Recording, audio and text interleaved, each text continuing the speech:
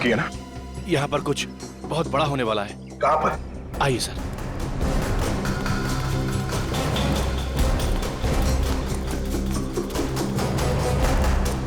Sir, इस तरफ है वो लोग।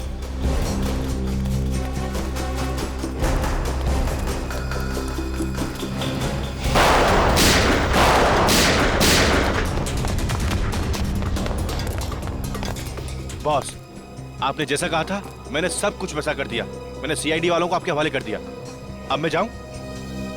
काम खत्म, आज भी खत्म।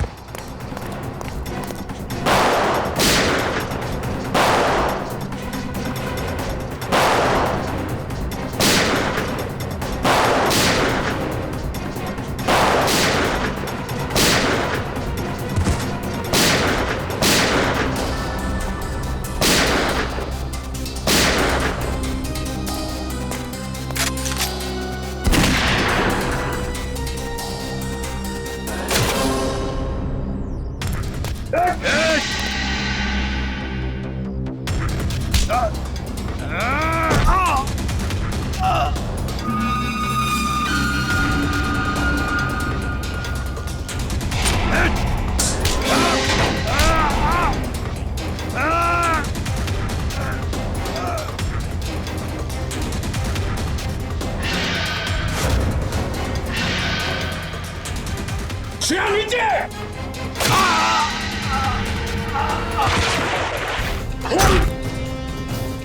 श्रेया, श्रेया, तुम ठीक हो? हाँ सर, मैं सर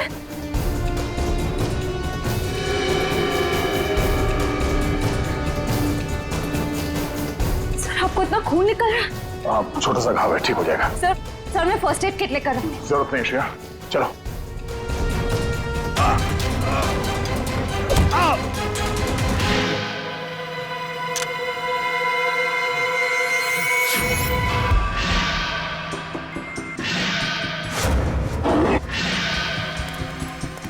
सर, क्या हुआ? ये कैसे हो सकता है? दया, ये कैसे हो सकता है?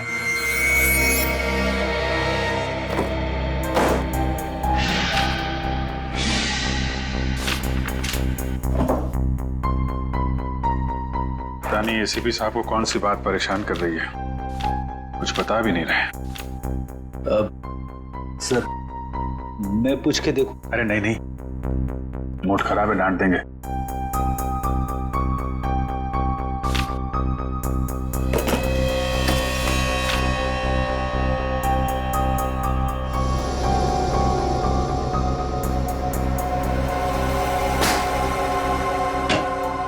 अरे कहाँ आ रहे हैं आप लोग? कहाँ घुस रहे हैं? हमें एसीपी प्रद्युमन से मिलना है। उनकी कायरता को लेकर उनसे कुछ सवाल करने।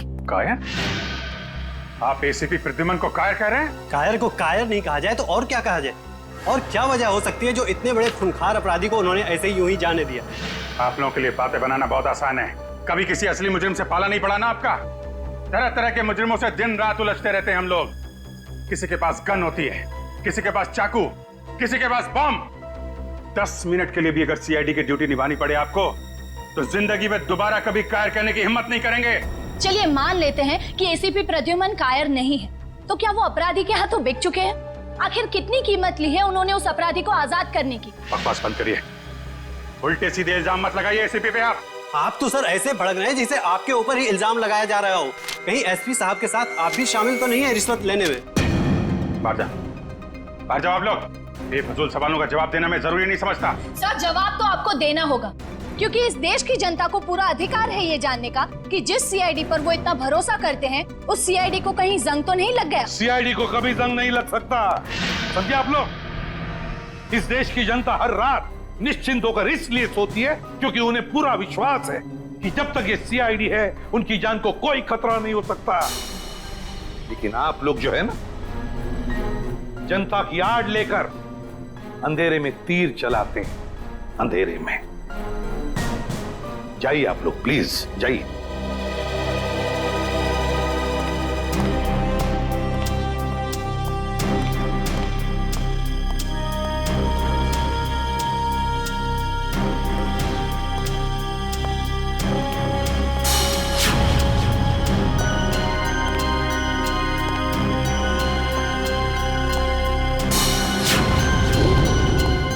ये से भी कुछ ले दे के मामला खत्म करना।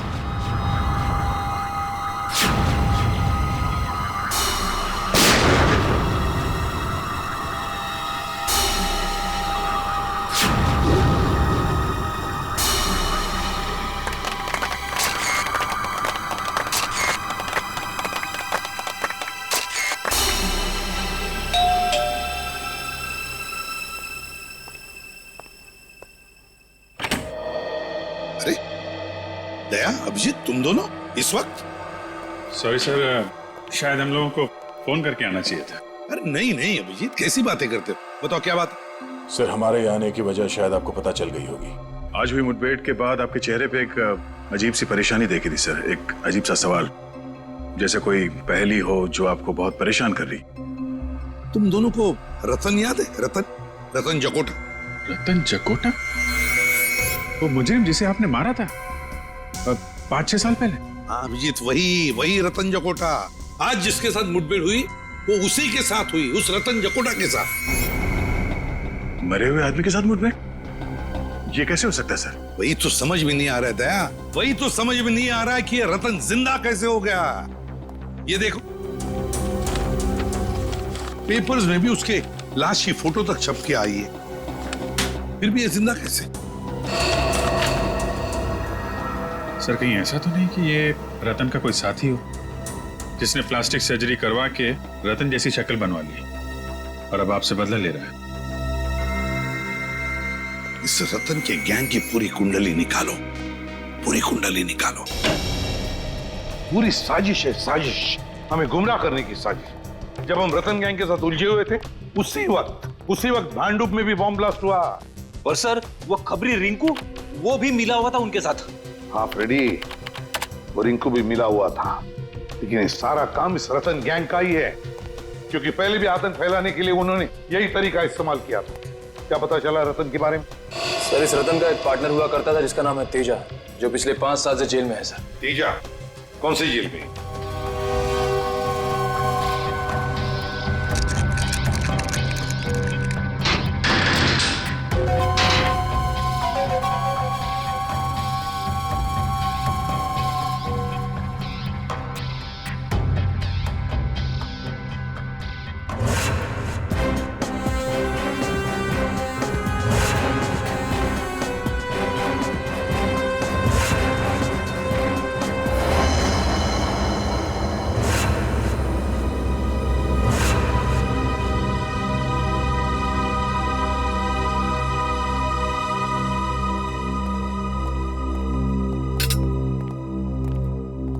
सर, ये है मिस्टर बलवंत, तेजा के वकील।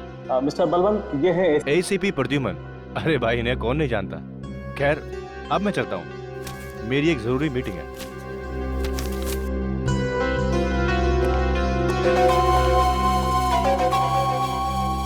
कहिए एसीपी साहब, आज सीआईडी को मेरी याद कैसे आ गई?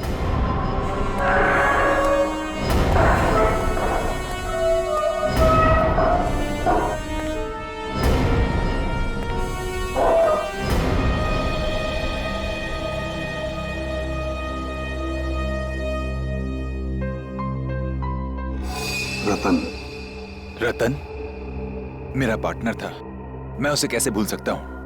आप ही की गोली का शिकार होकर वो इस दुनिया से उठ गया था। जिंदा है, जिंदा है रतन। क्या रतन जिंदा है? ऐसा कैसे हो सकता है? 5 साल पहले आप ही ने तो गोली मारी थी उसको। हाँ, मैंने ही गोली मारी थी उसे, लेकिन कल ही देखा मैंने उसे। कैसे हो सकता है ऐसा? किसी मरे हुए आदमी को आप कैसे देख सकते हो सर? जरूर आपने उसकी आत्मा देखी होगी। मजाक करने के मूड में नहीं हूं मैं तेजा, समझे? रतन के बारे में और क्या क्या जानते हो? क्या क्या जानते हो रतन के बारे में? जल्दी बताओ। मैं कैसे कुछ जानूंगा सर? 5 साल से तो मैं यहाँ जेल की सलाखों के पीछे सड़ रहा हूँ सर। 5 साल पहले तुम दोनों जहां जहां मिलते थे, उन जगहों का नाम चाहिए मुझे। कोई एक अड्डा हो तब तो बताओ ना सर। जितनी बार वो मिलता था, हर बार अलग अलग जगह। कभी चूना भट्टी तो कभी भिंडी बाजार, कभी भिवंडी तो कभी माहिम सर। जेलर साहब, तेजा की अच्छी खातिरदारी करना।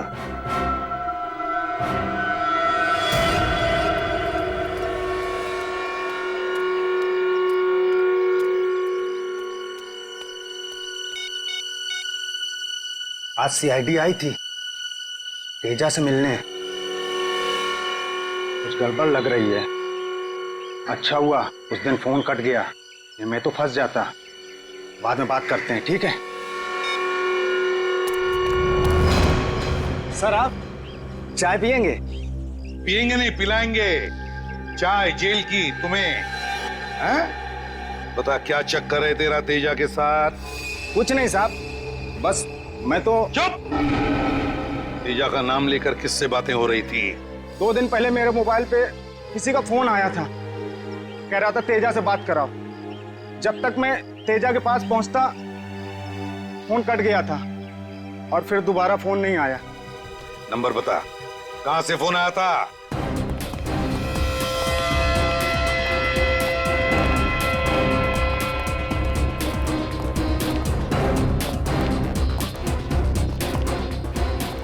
इसी तरफ फोन ट्रेस हुआ है सर। हाँ।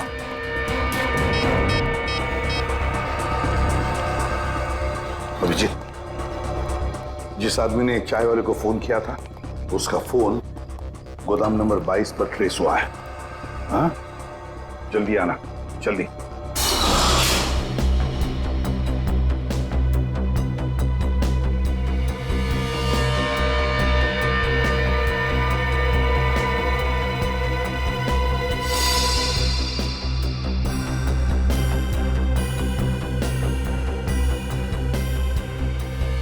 सारी तैयारियां पूरी हो चुकी है भाई।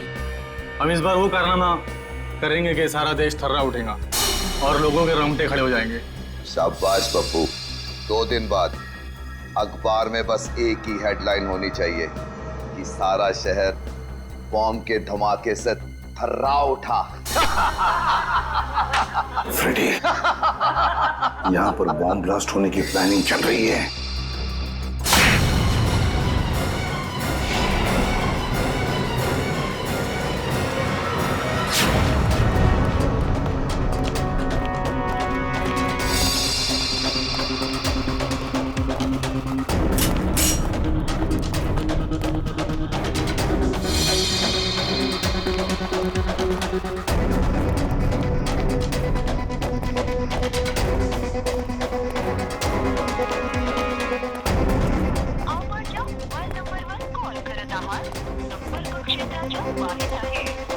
सर, ना एसीपी सर का फोन लग रहा है, ना ही फ्रेडी सर का। इन गुंडों के साथ दोनों की मुठभेड़ तो नहीं हो गई?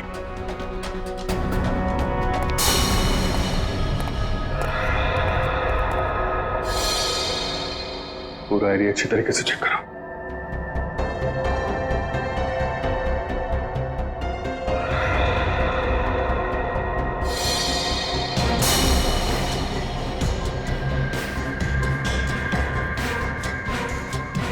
फ्रेडी? फ्रेडी? फ्रेडी? फ्रेडी उठो! फ्रेडी! फ्रेडी!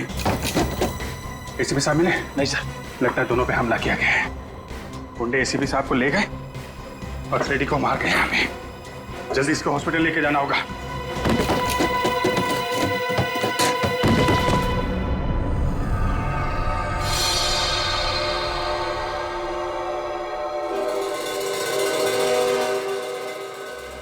खुद पे शर्म आ रही है मुझे सर।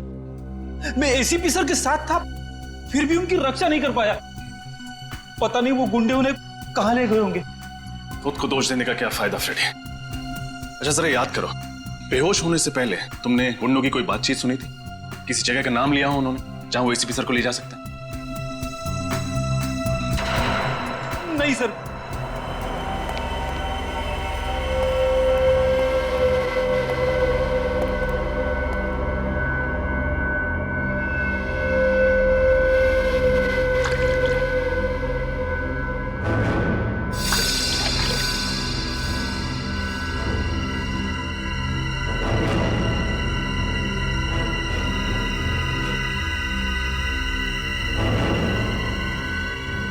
गुड मॉर्निंग एसीपी साहब, क्या हाल है?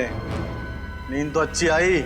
अरे पप्पू जा एसीपी साहब के लिए पैटी लेके आ।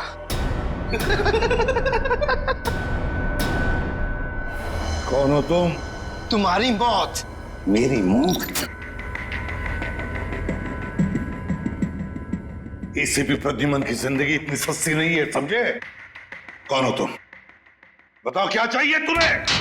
हम कौन है, क्या चाहते हैं, कि तुझे बहुत जल्द पता चल जाएगा एसीपी। पहले जरा बॉस को तो आने दे। कौन है तुम्हारा बॉस? कौन है तुम्हारा बॉस? रतन? रतन है तुम्हारा बॉस? अरे इतनी भी क्या जल्दी है जानने की एसीपी साहब, अभी तो फिल्म का इंटरवल हुआ है। विलन कौन है ये तुझे क्लाइमैक्स में पता चल। फिल्म खत्म होने से पहले ही विलन खत्म हो जाएगा, समझे? रस्सी चल गई मगर तेरा बल नहीं गया एसीपी। बहुत हेगड़ी है एसीपी में। हम ही निकालेंगे।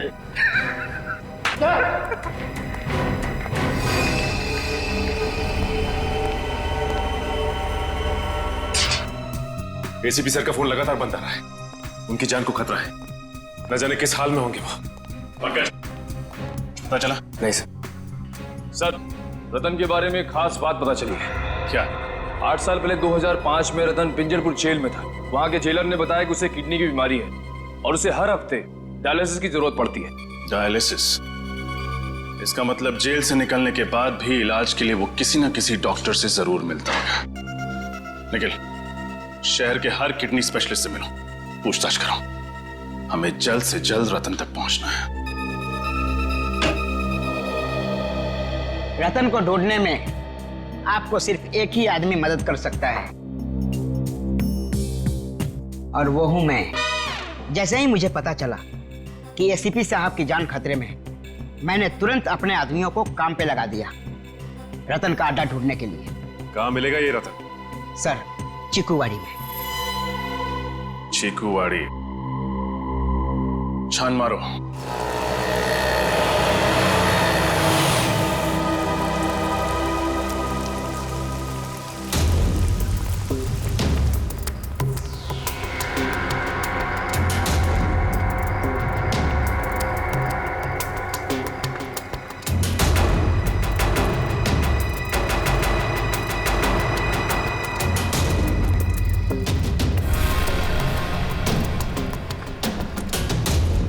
सर, ये अड्डा तो काफी बड़ा है।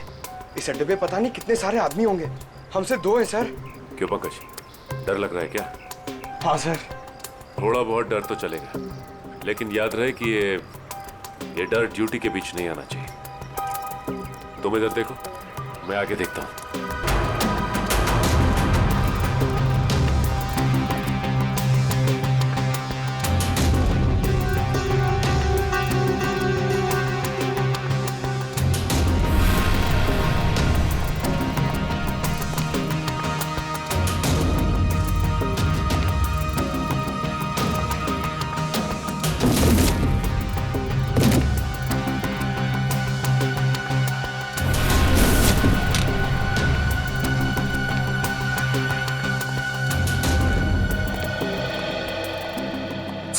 और कोई नहीं है।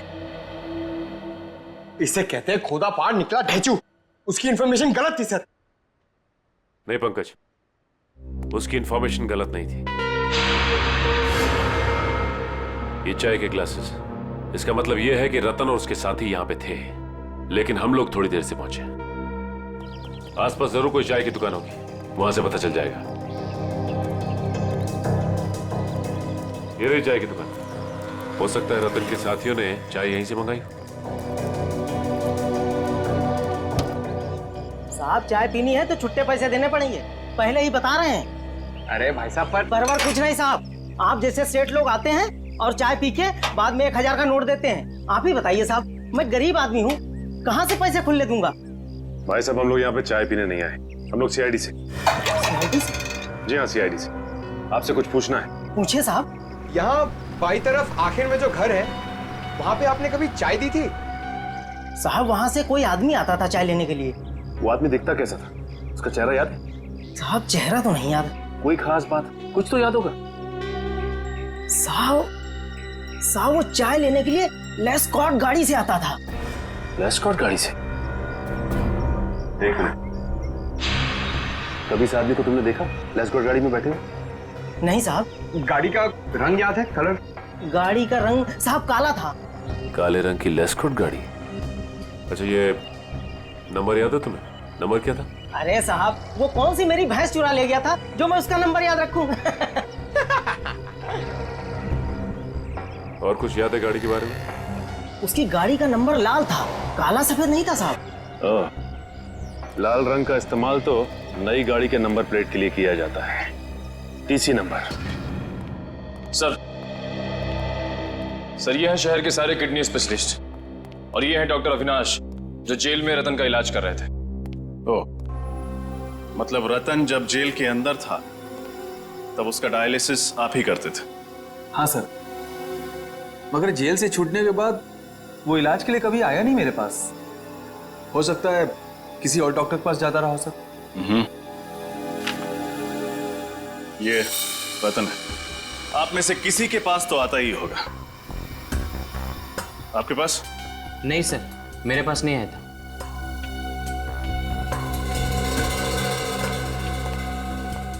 आपके पास? No sir.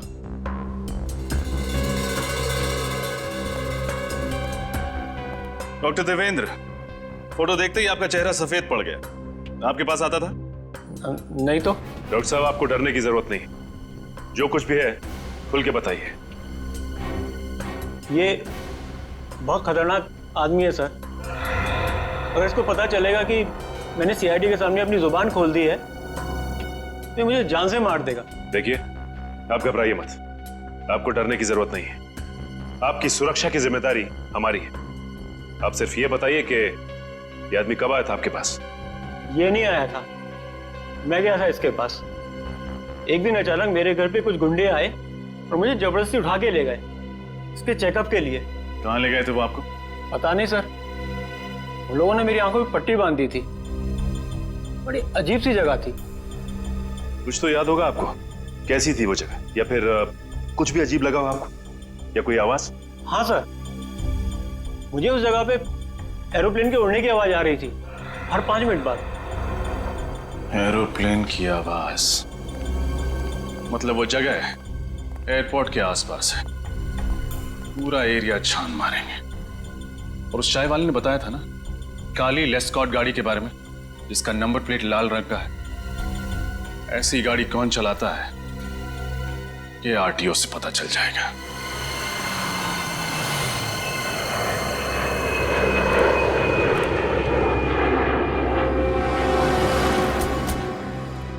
सर, एयरपोर्ट के पास तो बहुत सारी ऐसी खुफिया जगह होगी, रतन कहाँ छुपा होगा? चलो यहाँ देखते हैं।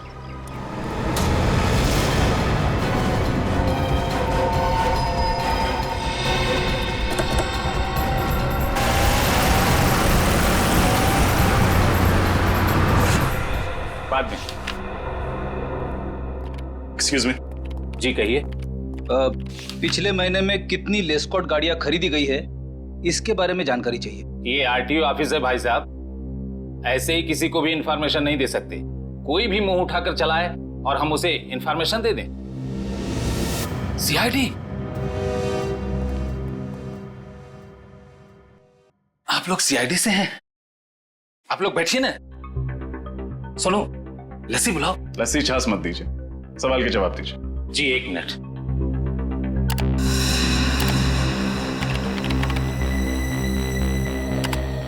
पिछले महीने में कुल 8 लेस्कॉट गाड़ियां खरीदी गई थी। 8? उनमें से काली रंग की कितनी थी? कुल 5 गाड़ियां थी मैडम। 5 काली लेस्कॉट गाड़ियां। ये पांचों गाड़ियां किस किस ने खरीदी हैं? राजीव, सरताज, आर्यन, बलवंत कुमार। बलवंत कुमार तो तेजा का लॉयर है ना, उसका केस लड़ रहा है। हाँ सर। इस बलवंत कुमार का एड्रेस क्या है? पूरा घर अच्छे से छान मारो।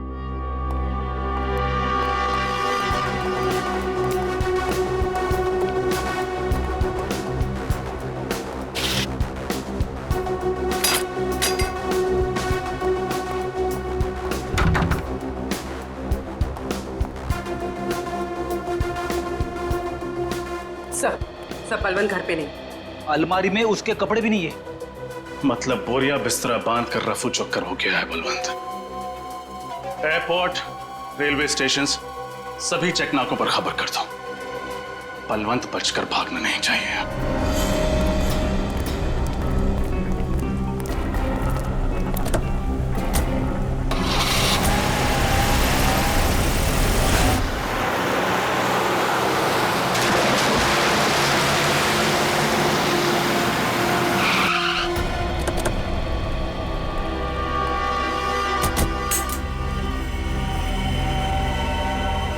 एक और सुनसान घर सर।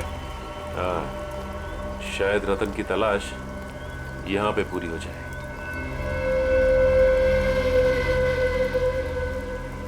सर दरवाजा तो खुला हुआ है। हाँ,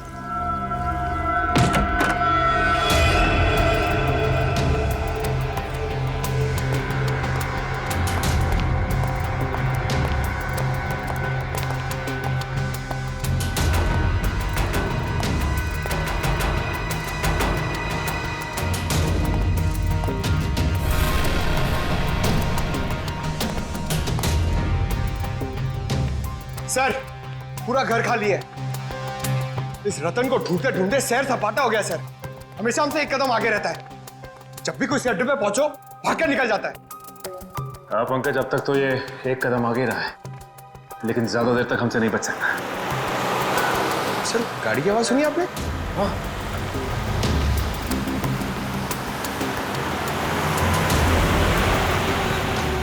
गाड़ी लेस्कॉट, ये गाड़ी तो उस वकील बलवंत की है। जरूर ये बलवंत रतन के बारे में जानता होगा। Hello Abhijeet sir. शेर दहाड़ा तो नहीं ना? सीआईडी का शेर है, बहुत जोर जोर से दहाड़ा, मगर अब शांत बैठा है बेचारा। Very good. जब तक हमारा प्लान कामयाब नहीं हो जाता, इस शेर को ऐसी शांत बैठे रहने दो। एसीपी की शांति और हमारे बम का धमाका, क्या मस्त कॉम्बिनेशन है ना? बॉस बम लगा दिया ना?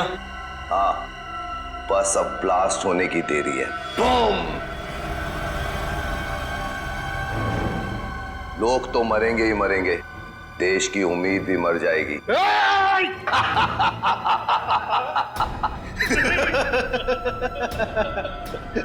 फड़फड़ाओ एसीपी, फड़फड़ाओ। हाँ फड़फड़ाओ। ये सीआईडी का सबसे खतरनाक खिलाड़ी है, इस पे नजर रखना। अगर ये पिंजरे से फुर्र हो गया ना तो हम सब मारे जाएंगे, समझे? नजर रखना इस पर, नजर।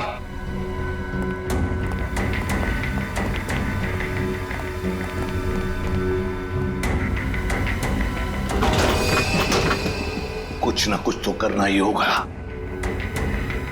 किसी भी हालत में मुझे यहां से बाहर निकलना ही चाहिए, वरना तबाही मच जाएगी।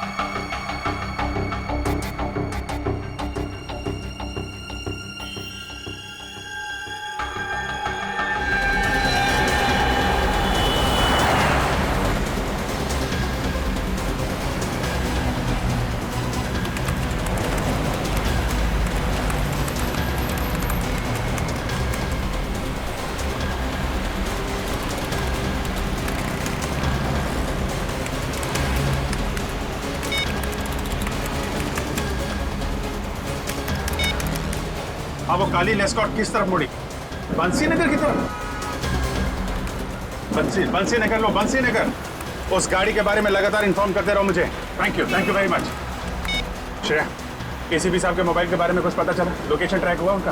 नहीं सर, उनका फोन लगातार बंद आ रहा है। जैसे ही ऑन होगा मोबाइल कंपनी हमें तुरंत इन्फॉर्म कर देगी। सर मुझे एसीपी साहब की बहुत चिंता हो रही है सर कहीं रतन उनके साथ कुछ कर ना दे सर। एसीपी प्रद्युमन है वो, एसीपी प्रद्युमन सीआईडी का बब्बर शेर है वो। ये रतन जैसे कॉकरोच उनका कुछ नहीं बिगाड़ सकते।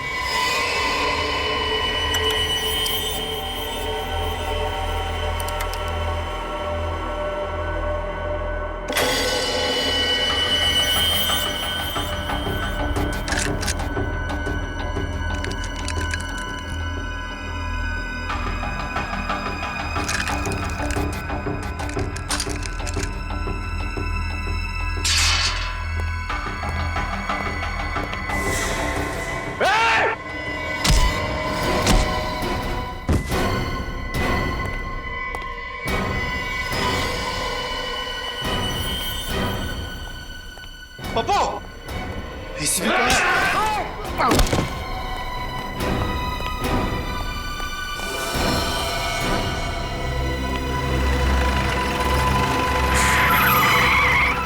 क्या बात है? क्या हुआ?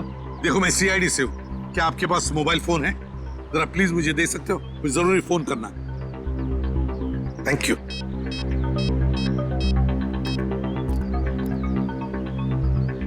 Hello Abhijeet. Hello sir. Sir आप कहाँ हैं सर? मेरी बात ध्यान से सुनो। देखो शहर में एक बहुत बड़ा बॉम्ब ब्लास्ट होने वाला है। हजारों लोगों की जाने जा सकती है। किसी भी हालत में हमें ये ब्लास्ट रोकना ही होगा। Oh my God.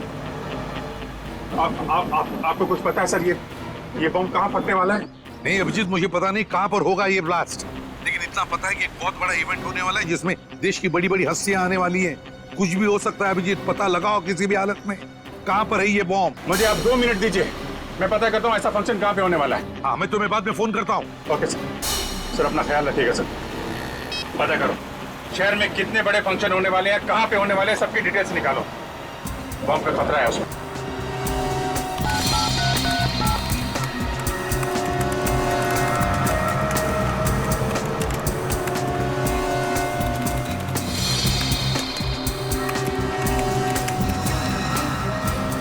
ठीक है सर, अंधेरी में एक फंक्शन है जो आर्मी ऑफिसर्स की शान में रखा गया है। सर दूसरा फंक्शन जूहू में है। वहाँ पे मेडिकल कॉन्फ्रेंसेस है। देश विदेश के बड़े बड़े न्यूरोलॉजिस्ट अपना रिसर्च शेयर करने के लिए आए। जूहू में? सर एक फंक्शन तो बड़ा ही हाई प्रोफाइल अवार्ड फंक्शन है सर। कौन सा? इस फंक्शन में देश को तरक्की की राह पे ले जाने वाले लोगों को सम्मानित किया जाएगा। बड़ी बड़ी हस्तियां आएगी वहाँ पे, इंडस्ट्रियलिस्ट, बिजनेसमैन, पॉलिटिशियंस, खिलाड़ी, फिल्म स्टार्स वगैरह। यही फंक्शन है फ्रेडी, यही फंक्शन है। कहाँ पे होने वाला है? इंडस्ट्रियलिस्ट, बिजनेसमैन, पॉलिटिशियंस, खिलाड़ी, फिल्म स्टार्स वगैरह। यही फंक्शन है फ्रेडी, यही फंक्शन है। कहाँ पे होने वाला है? इसी कला केंद्र। ठीक है तुम जल्दी से जल्दी वहाँ पहुँच जाओ, मैं भी वहीं पे मिलता हूँ तुम्हें। केपी कला केंद्र लेना जल्दी, केपी कला केंद्र।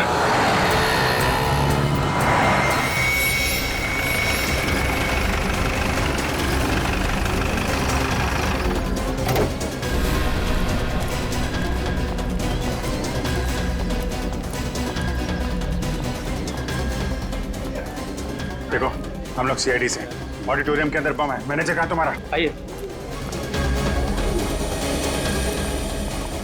मैनेजर साहब। हाँ दीपक। सर सीआईडी ये लोग कह रहे हैं कि ऑडिटोरियम में बॉम्ब है सर। बॉम्ब? हाँ। कहीं ये काम उन इलेक्ट्रिशियंस का तो नहीं? इलेक्ट्रिशियन? हाँ सर। कौन है वो? कल 4 इलेक्ट्रिशियन आए थे सर, बड़ा सा बॉक्स लेकर के। कह रहे थे कि मेकअप रूम के सारे इलेक्ट्रिक वायर्स चेक करने हैं। मुझे लग रहा है कि उन्होंने ये गड़बड़ की है। कहाँ है मेकअप रूम? कहाँ दिखाइए जरा। सर इधर है, आइए सर। सर इसी तरफ। कहाँ पे है? यही सर, यही वो।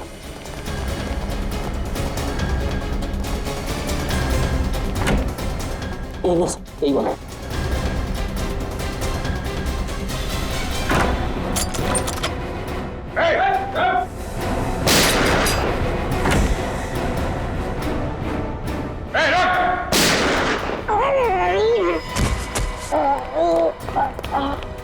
सीआईडी को फंसाएगा?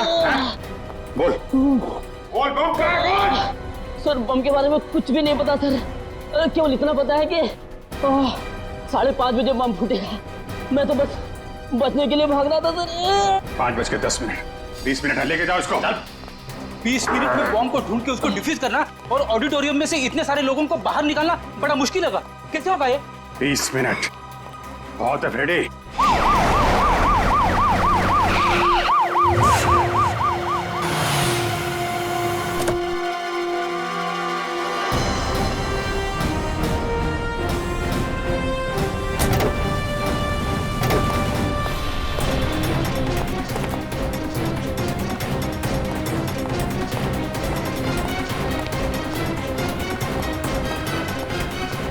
बिल्डिंग का चप्पा चप्पा छान मारो, लोगों को ऑडिटोरियम में से बाहर निकालो, पीछे वाले दरवाजे से।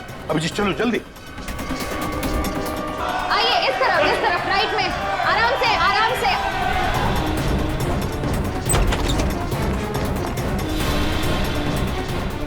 जल्दी से भागो यहाँ से, यहाँ पे बॉम्ब है। उधर देखो, उधर। आइए प्लीज।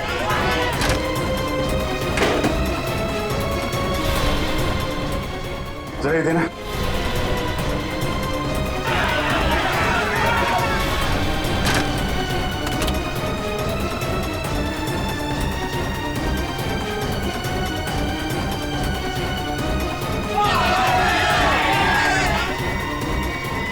भाई, सब काम प्लान के मुताबिक चल रहा है। सीआईडी वालों ने इस देश को कई बॉम्ब के धमाकों से बचाया होगा, पर आज नहीं बचा पाएंगे। आज एक बार इस देश में फिर दिवाली होगी, आंसुओं की दिवाली।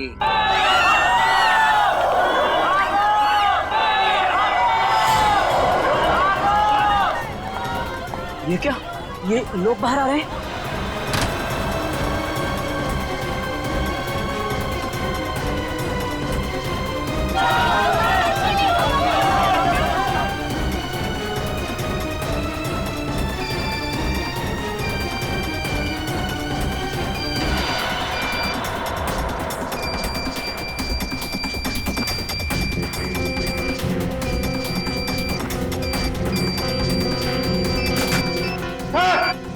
हाँ अभिजीत,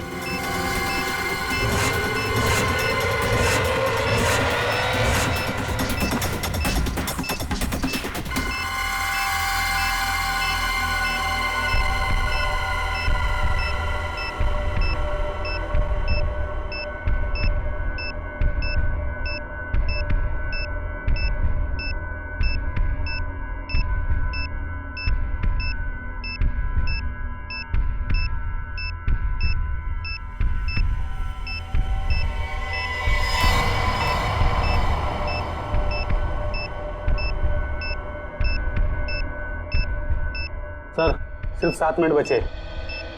इतने समय में बॉम्ब को डिफ्यूज करना बड़ा मुश्किल है, क्योंकि सर बॉम्ब में सेंसर लगा हुआ है और रिमोट का बटन जहां से भी दबाएंगे बॉम्ब फट जाएगा। ये रिमोट की रेंज कितनी होगी? सर लगभग 200 मीटर की। 200 मीटर। ये सीआईडी वाले भी ना बिन बुलाए बरातियों की तरह मरने के लिए चले आते हैं। आज इनके शहीद होने का सपना पूरा किए देता हूँ।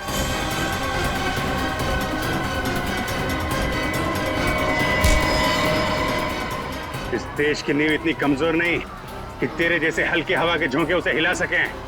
बहुत फिक्र है तुझे इस देश की और इस देश में रहने वाले नागरिकों की। भले चाहे रिमोट छीन ले, अब 5:30 बजने में सिर्फ 3 मिनट रहेंगे, 3 मिनट, और दुनिया का कोई भी बॉम्ब स्क्वाड इस बॉम्ब को डिफ्यूज नहीं कर सकता।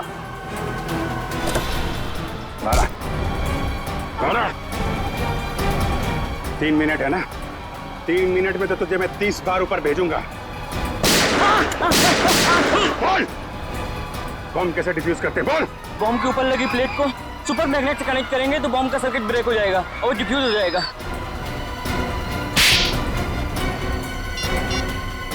हेलो एसीपी साहब,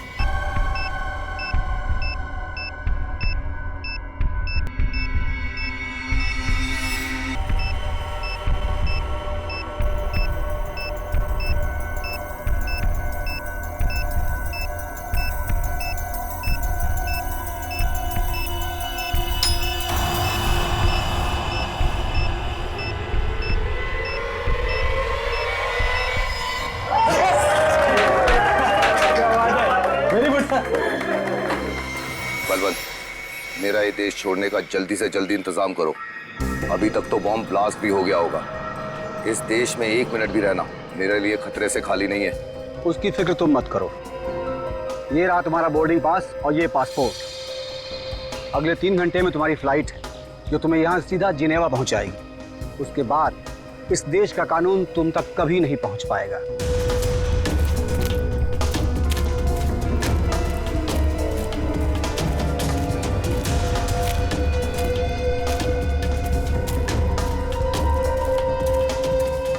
तू यहाँ क्या कर रहा है? तुझे तो प्लान के मुताबिक इस वक्त प्लान के मुताबिक तो बहुत कुछ करना चाहते थे तुम। सीआईडी वालों ने आज तक बड़े बड़े प्लान्स की खिचड़ी बनाकर उन्हीं को खिला दी है जिन्होंने प्लान्स बनाए थे, समझे?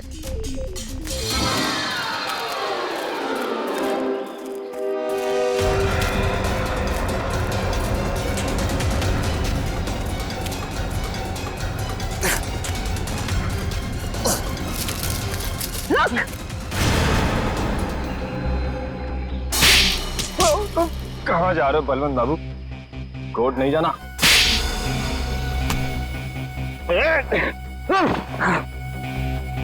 कहाँ भाग रहे हो? हाँ? तुझसे तो हमें पिछले 5 साल का हिसाब लेना है। 5 साल पहले जिसको आपने गोली मारी थी वो मैं नहीं, मेरा भाई था। क्या? तुम्हारा भाई था? हाँ, मेरा जुड़वा भाई। कानून को ये नहीं पता था कि कोई मेरा जुड़वा भाई है, और आप लोगों को लगा रतन मर चुका है। और तुमने सोचा क्यों ना इस बात का फायदा उठाया जाए। तुम कई साल तक अंडरग्राउंड रहे और प्लान बनाने लगे। देश में आतंक मचाने का प्लान? हाँ, मैं चाहता था पहले बॉम्ब के जरिए हजारों बेगुनाहों को मारता और फिर एसीपी प्रद्युम्न को तड़पा तड़पा के मारता ताकि मेरे भाई की आत्मा को शांति मिल सके। मगर तुम जैसे मच्छर सच्चाई के रास्ते पर चलने वालों का बाल तक बाका नहीं कर सकते, समझे?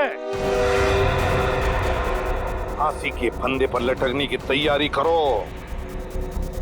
अपने भाई से नहीं मिलोगे, हाँ?